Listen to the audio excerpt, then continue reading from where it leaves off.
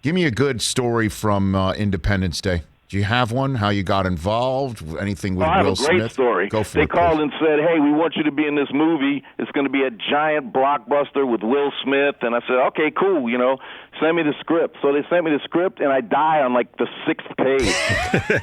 I'm like, seriously?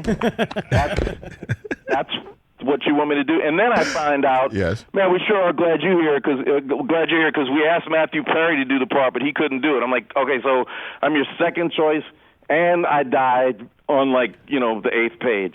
So there's my story. So I did not know Matthew Perry was in line for playing Captain Jimmy Wilder. May he rest in peace. Spoiler alert. He was from what I understand, he was the guy, and I came in and did my thing.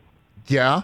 By the way, we had Chris Mortensen. I gave it all I had. We had Chris Mortensen of ESPN on before, and he heard that you were coming on. He and his, what's he say? It was his wife? His wife with his wife. Watched Copycat last night and wanted me to pass along to you about how dynamic and you were in that role, in that film, Harry. That was you know what's crazy about that? I was 22, 23 years old. They said, look, they want you to meet this director. I met this guy named John Emile. He's from England. We sat down and talked for a minute. He says, what do you know about serial killers? I said, well, not much. I know, what I read in the papers. He says, can you do a really, really strong Southern accent? I said, yeah. I said, I know you're from England, but I kind of have one now, but I can jack it up and do some other accents, whatever region you want to talk about.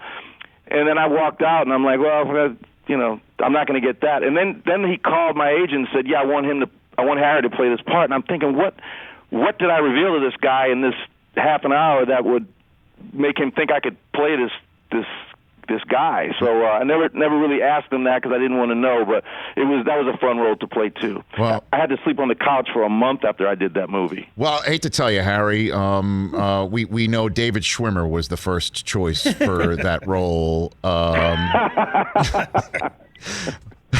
I'm sorry, that was just that would have been such a vibe if David Schwimmer had played that part.